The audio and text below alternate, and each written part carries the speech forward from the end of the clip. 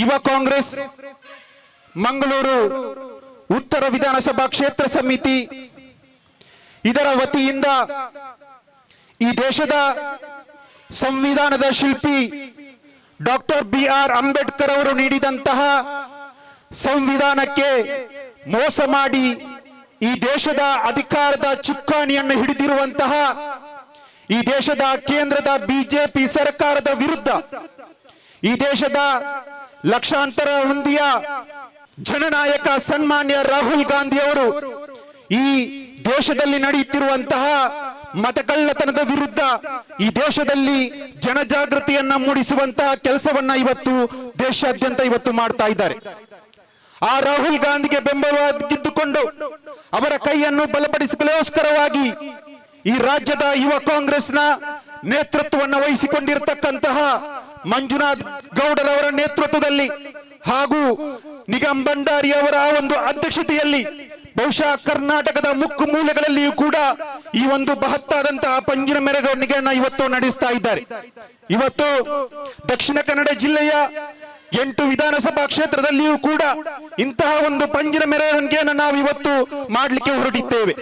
ಇವತ್ತು ಈ ಮಂಗಳೂರು ಉತ್ತರ ವಿಧಾನಸಭಾ ಕ್ಷೇತ್ರದ ಜನಪ್ರಿಯ ನಾಯಕರಾಗಿರ್ತಕ್ಕಂತಹ ಸನ್ಮಾನ್ಯ ಇನಾಯತ್ ಅಲಿ ಅವರ ನೇತೃತ್ವದಲ್ಲಿ ಮಾತ್ರ ಅಲ್ಲ, ಈ ಭಾಗದ ಯುವ ಕಾಂಗ್ರೆಸ್ನ ಅಧ್ಯಕ್ಷರಾಗಿರ್ತಕ್ಕಂತಹ ರೂಪೇಶ್ ರೈ ಇರಬಹುದು, ಮಾತ್ರ ಅಲ್ಲ ಬ್ಲಾಕ್ ಕಾಂಗ್ರೆಸ್ ಅಧ್ಯಕ್ಷರಾಗಿರ್ತಕ್ಕಂತಹ ಮುಫೀದ್ ಅವರ ಮುಂದಾಳತ್ವದಲ್ಲಿ ಈ ಒಂದು ಬೃಹತ್ತಾದಂತಹ ವಂಜಿನ ಮೆರವಣಿಗೆಯಲ್ಲಿ ಹೆಜ್ಜೆ ಹಾಕಿಕೊಂಡು ಈ ಒಂದು ಹೋರಾಟದಲ್ಲಿ ಭಾಗವಹಿಸಿದಂತಹ ಎಲ್ಲ ನನ್ನ ಯೂತ್ ಕಾಂಗ್ರೆಸ್ನ ಕಾರ್ಯಕರ್ತರಿಗೆ ಹಿತೈಷಿಗಳಿಗೂ ಕೂಡ ನಾನು ಪ್ರಥಮವಾಗಿ ಅಭಿನಂದನೆಗಳನ್ನು ನಾನು ಸಲ್ಲಿಸಲಿಕ್ಕೆ ಇಚ್ಛೆ ಪಡ್ತಾ ಇದ್ದೇನೆ.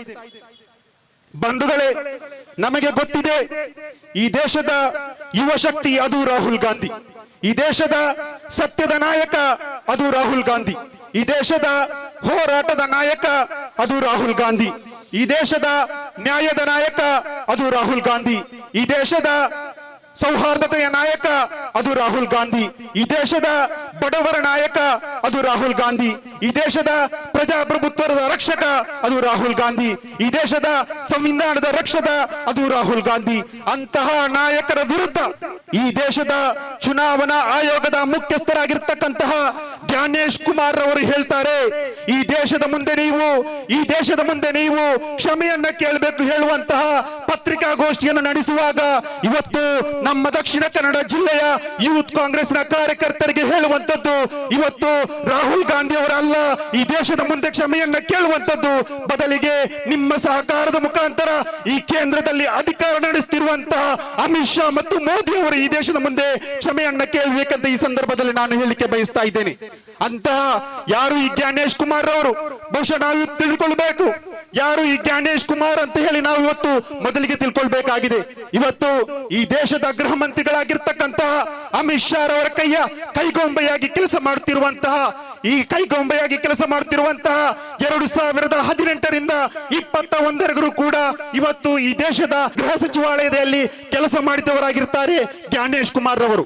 ಮಾತ್ರ ಅಲ್ಲ, 2022ರಿಂದ 2024 ಕೂಡ ಇವತ್ತು ಈ ದೇಶದ ಸಹಕಾರದ ಸಚಿವಾಲಯದಲ್ಲಿಯೂ ಕೂಡ ಕೆಲಸ ಮಾಡಿದವರು ಇದೇ ಜ್ಞಾನೇಶ್ ಕುಮಾರ್ ಅವರು.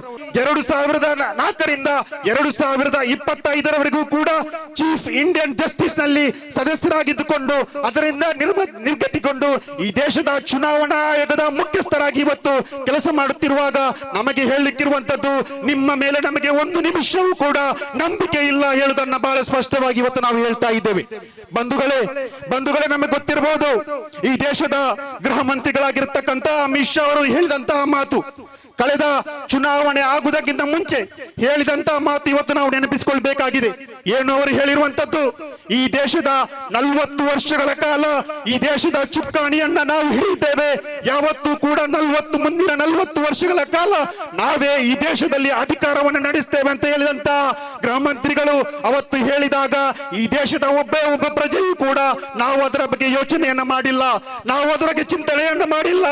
ಆದರೆ ಈ ದೇಶದಲ್ಲಿ ಚಿಂತನೆ ಮಾಡಿದಂತ ಏಕೈಕ ವ್ಯಕ್ತಿ ಇದ್ರೆ ಅದು ಈ ದೇಶಕ್ಕಾಗಿ ತನ್ನ ಪ್ರಾಣ ತ್ಯಾಗವನ್ನ ಮಾಡಿದಂತಹ ರಾಜೀವ್ ಗಾಂಧಿ ಅವರ ಸುಪುತ್ರ ಅದು ಸನ್ಮಾನ್ಯ ರಾಹುಲ್ ಗಾಂಧಿ ಅಂತ ಹೇಳಿಕ್ಕೆ ಈ ಸಂದರ್ಭದಲ್ಲಿ ನಾನು ಬಯಸ್ತಾ ಇದ್ದೇನೆ. ಅಂತಹ ಒಬ್ಬ ನಾಯಕ ಈ ದೇಶದಲ್ಲಿ ಕನ್ಯಾಕುಮಾರಿಯಿಂದ ಕಾಶ್ಮೀರದವರೆಗೂ ಕೂಡ ಈ ದೇಶದಲ್ಲಿ ಜಾತಿಗಳ ಮಧ್ಯೆ ಧರ್ಮಗಳ ಮಧ್ಯೆ ಒಡೆದಾಡುವಂತಹ ಈ ಒಂದು ಸಂದರ್ಭದಲ್ಲಿ ಸರಿಸುಮಾರು 4,000 ಕಿಲೋಮೀಟರ್ಗಳ ಕಾಲ ಸರಿಸುಮಾರು 200 ದಿವಸಗಳನ್ನು ಉಪಯೋಗ ಮಾಡಿಕೊಂಡು ಈ ದೇಶದಲ್ಲಿ ಸೌಹಾರ್ದತೆಯನ್ನು ನಡಿಗೆಯನ್ನ ಮಾಡಿದಂತಹ ಏಕೈಕ ನಾಯಕ ಇದ್ರೆ ಅದು ಸನ್ಮಾನ್ಯ ರಾಹುಲ್ ಗಾಂಧಿ ಅಂತ ಹೇಳಿಕ್ಕೆ ಈ ಸಂದರ್ಭದಲ್ಲಿ ನಾನು ಬಯಸ್ತಾ ಇದ್ದೇನೆ.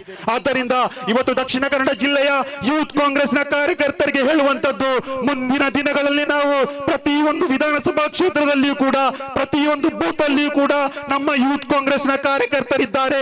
ನಿಮ್ಮನ್ನು ಮುಂದಿನ ದಿನಗಳಲ್ಲಿ ಮತವನ್ನ ಕಳ್ಳತನ ಮಾಡಲಿಕ್ಕೆ ನಾವು ಬಿಡುವುದಿಲ್ಲ ಹೇಳುವಂತ ಬಹಳ ಸ್ಪಷ್ಟವಾದಂತಹ ಸಂದೇಶವನ್ನ ಈ ವೇದಿಕೆ ಮುಖಾಂತರ ನಾನು ನೀಡ್ತಾ ಇದ್ದೇನೆ. ಆದ್ದರಿಂದ ನಾನು ಹೆಚ್ಚೇನು ಮಾತನಾಡದೆ ಬಹುಶಃ ವೇದಿಕೆಯಲ್ಲಿ ಬಹಳಷ್ಟು ವ್ಯಕ್ತಿಗಳು ನಿಮ್ಮೊಂದಿಗೆ ಮಾತನಾಡಲಿಕ್ಕಿದ್ದಾರೆ. ವಿಶೇಷವಾಗಿ ಇವತ್ತು ಬೆಂಗಳೂರಿನ ಬಂದಂತಹ ನಮ್ಮ ರಾಜ್ಯಾಧ್ಯಕ್ಷರಾಗಿರ್ತಕ್ಕಂತಹ ಮಂಜುನಾಥ ಗೌಡ್ರವರು ಬಹುಶಃ ಬೆಳಿಗ್ಗೆ ಉಡುಪಿಗೆ ಪ್ರವಾಸವನ್ನು ಕೈದುಕೊಂಡು ಇವತ್ತು ಈ ಒಂದು ಬೃಹತ್ತಾದಂತಹ ಪಂಜಿನ ಮೆರವಣಿಗೆಯಲ್ಲಿ ಇವತ್ತು ಭಾಗವಹಿಸುತ್ತಿರುವುದು ಬಹಳ ಸಂತೋಷ ತಂದಿದೆ. ಆದ್ದರಿಂದ ನಾನು ಹೆಚ್ಚೇನು ಮಾತನಾಡದೆ ಮುಂದಿನ ದಿನಗಳಲ್ಲಿ ಯೂತ್ ಕಾಂಗ್ರೆಸ್ನ ಕಾರ್ಯಕರ್ತರನ್ನ ಪ್ರತಿಯೊಂದು ಬೂತ್ ಮಟ್ಟದಲ್ಲಿಯೂ ಕೂಡ ನಾವು ಸಂಘಟಿಸಲಿದ್ದೇವೆ ಹೇಳುವಂತಹ ವಿಚಾರವನ್ನ ಮಾತ್ರ ಹೇಳುತ್ತಾ ಅವಕಾಶಕ್ಕಾಗಿ ವಂದಿಸ್ತಾ ಇದ್ದೇನೆ.